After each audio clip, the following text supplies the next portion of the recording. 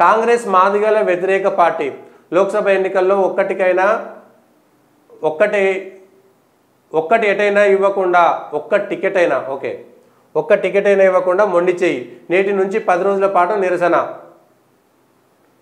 కాంగ్రెస్ మందకృష్ణ మాదిగకు కాంగ్రెస్కు మాటల యుద్ధం జరుగుతుంది. సంపత్ మాట్లాడారు, ఆ తర్వాత అద్దంకి దగ్గర మాట్లాడారు, ఆ తర్వాత మిగిలినటువంటి కాంగ్రెస్లో ఉండేటువంటి మాదిగ సామాజిక వర్గం అంతా కూడా మందకృష్ణ బీజేపీ చేతిలో పావుగా ఉన్నాడు అనేటువంటి విషయాన్ని చెప్పకనే చెప్తున్నారు, డైరెక్ట్గా చెప్తున్నారు. మందకృష్ణ బీజేపీలో చేరితే బాగుంటుందనేటువంటి సలహా సూచన కూడా ఇస్తున్నారు. కానీ మాదిగల రాజకీయ ఉనికిని కాంగ్రెస్ అగ్రనేతలు ప్రశ్నార్థకం చేశారని ఆగ్రహం వ్యక్తం చేశారు. మల్లికార్జున ఖర్గే రేవంత్ రెడ్డి తీరును వ్యతిరేకిస్తూ బుధవారం నుంచి 10 రోజుల పాటు అన్ని సంఘాలు కలిసి రాష్ట్ర వ్యాప్తంగా నిరసన కార్యక్రమాలు చేపట్టాలని ఆయన పిలుపునిచ్చారు.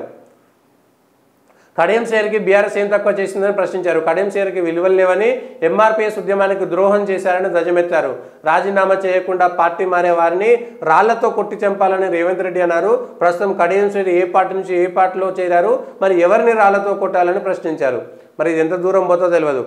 మాదిగలు ఏ పార్టీలో ఉన్నా సరే ఆ పార్టీలో ఉండండి, ఓటు మాత్రం బీజేపీకి వెయ్యాలనేటువంటి పిలుపు నేరుగా మందకృష్ణ మాదిగ చేశారు.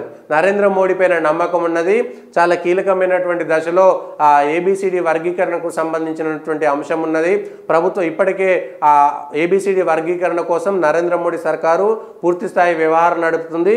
ఇంకా వచ్చేటువంటి ప్రభుత్వంలో 20-30 సంవత్సరాల మాదిగల పోరాటానికి ఒక చివరి దశకు చేరుకుంటుందనేటువంటి మాట పదే చెప్తున్నదాన్ని ఇటు కాంగ్రెస్ ఇటు బీజేపీ మధ్య మాటల యుద్ధం అయితే జరుగుతుంది. మరి మాదిగలకు సంబంధించినటువంటి అంశం ఏ విధంగా ఉపయోగపడుతుందనేటువంటిది చూడాలి.